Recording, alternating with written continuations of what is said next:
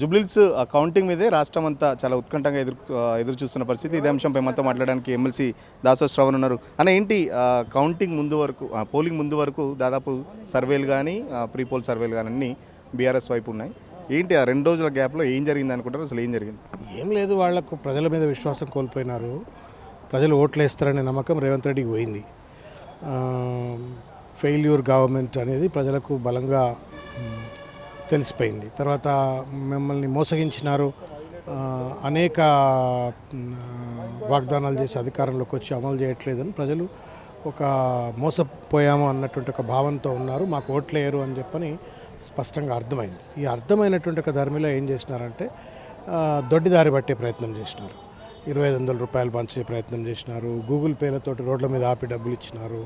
చీరలు, తర్వాత కుక్కర్లు, తర్వాత యూనో మిక్సీసు, ఇట్లా అన్నీ పంపిణీ చేసినారు. దాంతోపాటు వాళ్ళు చాలా క్యాలిక్యులేటెడ్గా లోకల్ బిఎల్ఓస్ను లొంగ తీసుకున్నారు.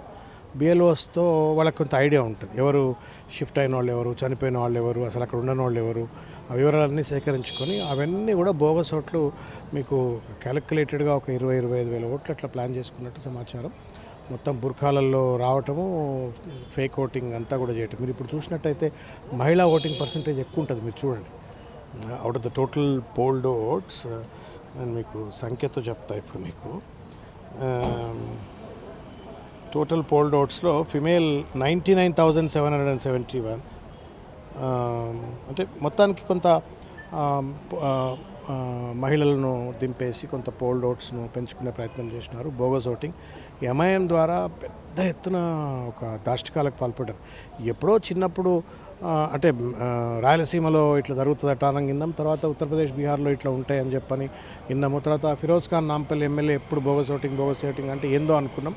ప్రత్యక్షంగా చూసినాం. ఎక్కడ చూసినా వందల మంది రౌడీలు, గుండగాళ్ళ లెక్క బూత్ల దగ్గర కూర్చోవటము. తర్వాత మంత్రులందరూ వాళ్ళే అసలు వాళ్ళు నాన్ లోకల్ ఉంటే బయటకు వెళ్ళగొట్టాలా on the day of the polling. అసలు బట్టి విక్రమార్క మధిర కాన్స్టిట్యున్సీ, లేకపోతే ఆయన బీర్లా ఐలయ్య, ఇట్లా చాలామంది, ఒక్కళ్ళిద్దరని కాదు, రామచందర్, ఇట్లా అందరూ కూడా పక్క నియోజకవర్గ పోళ్ళు ఇక్కడ వచ్చి తిరుగుకుంటా, అదిరించుకుంటా, బెదిరించుకుంటా మొత్తం ఓటర్లను బెదిరించారు, కొనుక్కున్నారు, బోగస్ ఓటింగ్ పాల్పడ్డారు.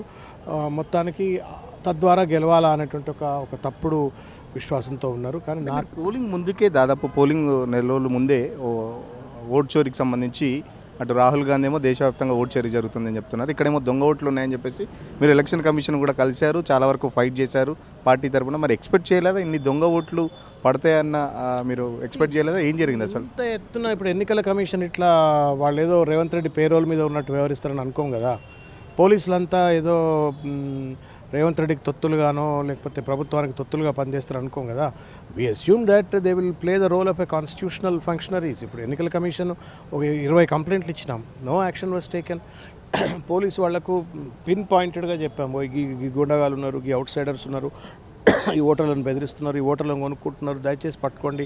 ఈ ఫంక్షన్ హాల్లో రాత్రి 100 మంది ఆడవాళ్ళు వచ్చి ఉన్నారు, ఈ ఫ్లాట్స్లలో ఉన్నారు, అక్కడ ఉన్నారు, ఇక్కడ ఉన్నారు అని చెప్పి ఎక్కడ చెప్పినప్పటికి కూడా బూత్ల వారీగా జీపీఎస్ లొకేషన్తో ఇస్తే కూడా నా పోలీస్ చర్యలు తీసుకోలేదు, నా ఎన్నికల కమిషన్ చర్యలు తీసుకోలేదు.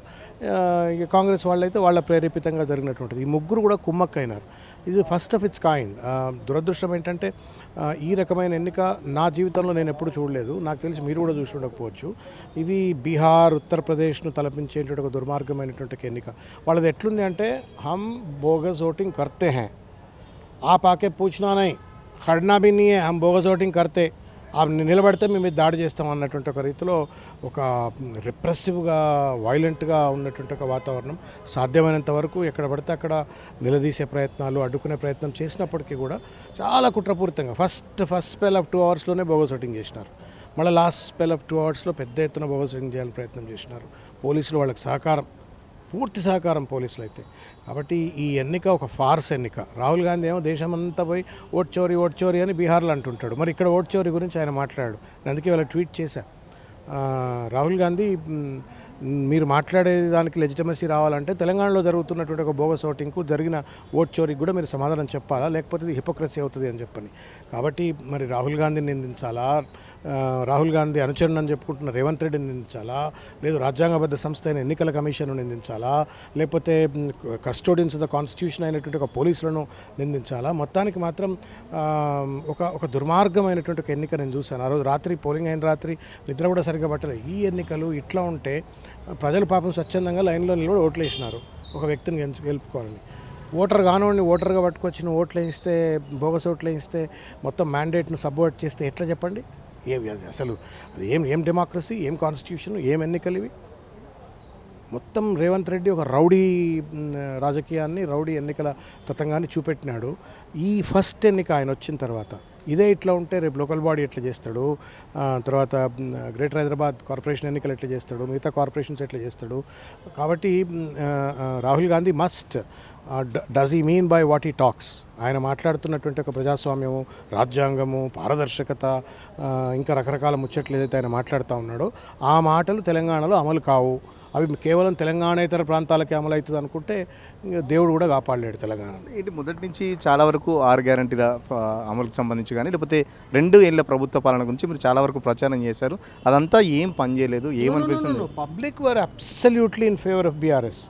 నేను చెప్తున్నా కదా, వీ వర్ చీటెడ్, हमको धोखा किया गया है, हमारे वोट को हड़प लिए हैं, गद्दे पे बैठने के बाद में जो है सो जितने भी वादा किए वो वादा अमल नहीं किए हैं అని అన్ని వర్గాల ప్రజలు, హిందువులు, ముస్లింలు, తర్వాత దళితులు, బీసీలు, అన్ని వర్గాల ప్రజలు పెద్ద ఎత్తున ఒకటి బీఆర్ఎస్ ఉన్నప్పుడే బాగుంటుండే, కేసీఆర్ ఉన్నప్పుడే బాగుంటుండే, కేటీఆర్ ఉన్నప్పుడు రోడ్లు బాగుండే, పాట్ హోల్స్ లేకపోతుండే, చెత్త మంచిగా సాఫ్ చేస్తుండే, పర్యావరణం బాగుంటుండే, తర్వాత ఫాగింగ్ జరుగుతుండే, బ్లీచింగ్ జరుగుతుండే, క్లోరినేషన్ జరుగుతుండే, నాలాల పూడిక బాగా జరుగుతుండే, డ్రైనేజ్ మంచిగా ఉంటుండే.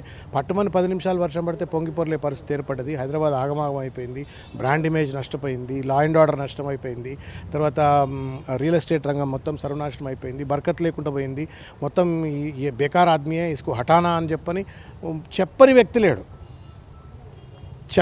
లేడు, మోసపోయినామని చెప్పని వ్యక్తి లేడు, ధోకా కియా గయా అని చెప్పని వ్యక్తి లేడు, తప్పనిసరిగా బీఆర్ఎస్కి ఓటేస్తామని చెప్పని వ్యక్తి లేడు.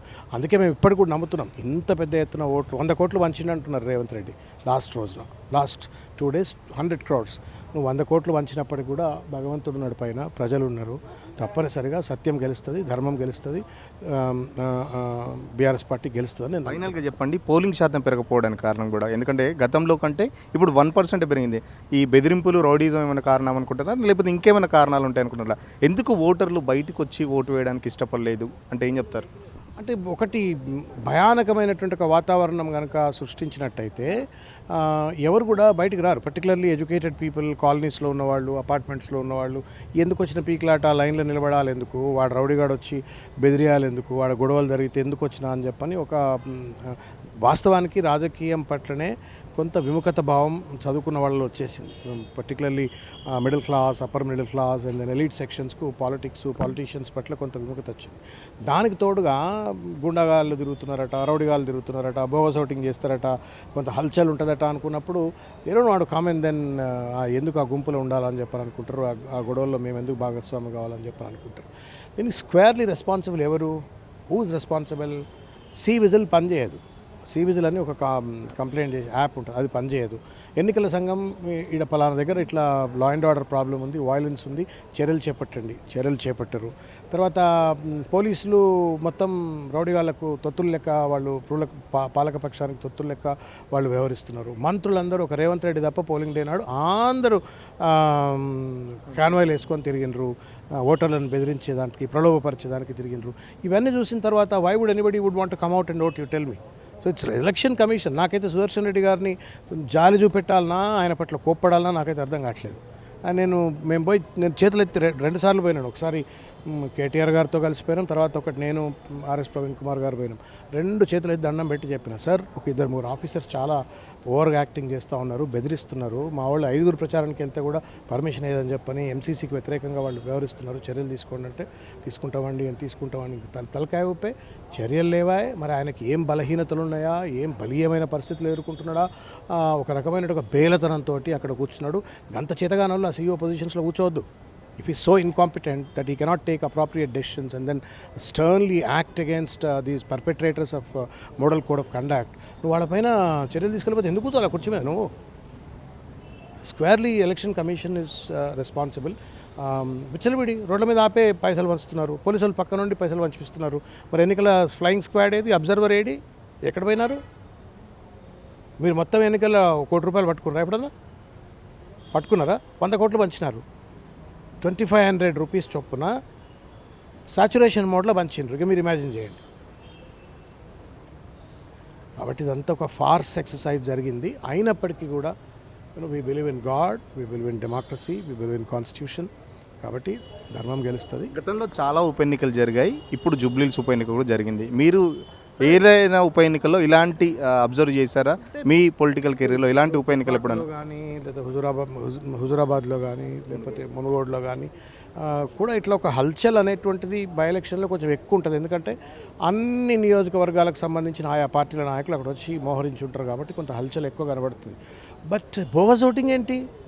చార్మినార్ కల్చర్ జూబ్లీహిల్స్కి ఎట్లా వస్తుంది? చార్మినార్ కల్చరు, లేకపోతే చంద్రాయనగుట్ట కల్చరు, యాకత్పుర కల్చరు జూబ్లీహిల్స్కి ఎట్లా వస్తుంది? ఎట్లొచ్చింది? ఎట్లా రానిచ్చిండ్రు? అది భయం అవుతుంది. రేపు పొద్దుగల ఖైరతాబాద్ ఎన్నిక కూడా ఉంది కదా. అంటే ఎన్నికల సంఘం ఈ మొత్తం ఏమైనా రేవంత్ రెడ్డికి తాకట్టు పెట్టుకున్నారా వాళ్ళు ఏమన్నా? How can they not arrest one bogus voter అండి? ఒక్క బోగస్ ఓటర్ నన్ను పట్టుకున్నారా? ఈ మొత్తం ఎన్నికలలో 407 బూతులు, ఒక బూతులన్నా ఒక బోగస్ ఓటర్ని పట్టుకుందా? పెట్టినరా? ఏం నాన్ సెన్స్ ఇది? 1 year ఇంప్రిజన్మెంట్ బోగస్ ఓటర్కు. ప్రచారం చేసిండ్రా బోగస్ ఓటు వేయద్దు, బోగస్ ఓటు వేసినట్టయితే 1 year మీకు శిక్ష పడుతుంది అని చెప్పని ప్రచారం చేసిండ్రా? పోలీసులు ఎక్కడ నియంత్రించిండ్రా? ఎన్నికల అధికారులు ఎక్కడన్నా ఓటర్ ఐడిని వెరిఫై ప్రాపర్గా చేసిండ్రా? కరెంటు బిల్లులు పట్టుకొస్తే కూడా ఓట్లు ఇచ్చిండ్రు. చిల్లర తనానికి పరాకాష్ఠగా మరి రేవంత్ రెడ్డి ఏమైనా కనికట్టు విద్య తెలుసుకున్నాడా? మాయమర్మం ఏమన్నా నేర్చుకున్నాడా? లేకపోతే మొత్తం అందరినీ మర్మ విద్యలతో లోబర్చుకుంటుండా తెలియదు. కానీ పోలీసులు ఆయన తొత్తులుగా మారినట్టుగా పనిచేస్తున్నారు, ఎలక్షన్ కమిషన్ ఆయన తొత్తులుగా పనిచేసినట్టు. రాహుల్ గాంధీ ఏమో ఢిల్లీలో డప్పు కొట్టుకొని తిరుగుతూ ఉన్నాడు. సంవిధాన్కు బచావ్, ఓట్ చోరీకు రోకో, కాన్స్టిట్యూషన్, అంబేద్కర్, డెమోక్రసీ అని మాట్లాడుతున్నాడు. అనుమూల రాజ్యాంగం అమలవుతూ ఉంది. ఇదే ఫార్ములా స్థానిక సంస్థల్లో కానీ వచ్చే జిహెచ్ఎంసీ ఎన్నికల్లో అప్లై చేస్తే ఏంటి బీఆర్ఎస్ పార్టీ స్టాండ్ ఏంటి? బీఆర్ఎస్ పార్టీ భవితవ్యం ఎలా ఉండబోతుంది? సార్, మంచి మంచి రాక్షసులే మట్టి గరిచినటువంటి ఒక చరిత్ర మనం చూసినాం. మంచి మంచి రాక్షసులు కదా, రావణాసురుడు, నరకాసురుడు, హిరణ్యకశ్యపుడు, ఇట్లా పెద్ద పెద్దలను చూసినాం కదా. సో ప్రతి ఒక్కరికి ఒక టైం ఉంటుంది. ఇవాళ నడుస్తుంది అనుకోవచ్చేమో, కానీ వ్యవస్థలను విధ్వంసం చేసేటువంటి ఒక రీతిలో ప్రకృతికి, తర్వాత ఎస్టాబ్లిష్డ్ నార్మ్స్కు, ప్రాసెస్కు, ప్రొసీజర్స్కు, సిస్టమ్స్కు వ్యతిరేకంగా ఎవరైనా పోయినట్టయితే nature will take a call. తప్పనిసరిగా తగిన గుణపాఠం, తగిన మూల్యం తప్పనిసరిగా రేవంత్ రెడ్డి గారికి చెల్లించుకోక తప్పదని నేను భావిస్తూ ఉన్నాను. ఈ రౌడీయిజం, ఈ గుండాయిజం ఎల్లకాలం నడవదు. మంచి మంచి గుండాగాలు, రౌడీగాలే పోయినరు. So being in government, if you want to promote bogus voting అది అన్యాయం. అది తప్పనిసరిగా తగిన మూల్యం చెల్లించుకుంటాం. ఖచ్చితంగా ఏదైతే ఈ ఎలక్షన్లో చాలా బోగస్ ఓటింగ్ అయితే చాలాసార్లు మేము ఎలక్షన్ కమిషన్కి కంప్లైంట్ చేసినా కూడా ఎక్కడ కూడా ఎలక్షన్ కమిషన్ అయితే పట్టించుకోలేదు. పోలీసులు దగ్గరుండి మరి కాంగ్రెస్ పార్టీకి కానీ ఇటు ఏదైతే కాంగ్రెస్ పార్టీ అరాచకులకు దగ్గరుండి మద్దతు పలకడం చాలాసార్లు చూసాం. చాలా వరకు కంప్లైంట్లు చేసినా అసలు ఎలక్షన్ కమిషన్ కానీ అటు పోలీసులు కానీ పట్టించుకోలేదు. కేవలం రౌడీజంతో గెలవాలని చూస్తే ఖచ్చితంగా ప్రకృతి చూసుకుంటుంది, భగవంతుడు ఉన్నాడు. ఇప్పటికీ మాకు నమ్మకం ఉంది, రాజ్యాంగం పట్ల కానీ ప్రజాస్వామ్యం పట్ల గౌరవం ఉంది. సో ఖచ్చితంగా గెలుపు మీద అయితే ఆశాభావం ఉంది. సో ఇంత జరుగుతున్నా కూడా ఇక్కడైనా కనీసం వ్యవస్థలను భ్రష్టు పట్టించకుండా Revanth Reddy free fair election commission సంబంధించి ఫ్రీ అండ్ ఫేర్గా వచ్చే రానున్న ఎలక్షన్స్కు జరపాలని చెప్పేసి ఎలక్షన్ కమిషన్కు సూచిస్తున్నా అని చెప్పేసి దాసోత్సవం చెప్తున్న పరిస్థితి. వీడియో జర్నలిస్ట్ సతీష్తో సురేష్, తొలి వెలుగు కోసం. అసలైన తొలి వెలుగు. ఫాలో వాట్సాప్ @తొలి వెలుగు అఫీషియల్.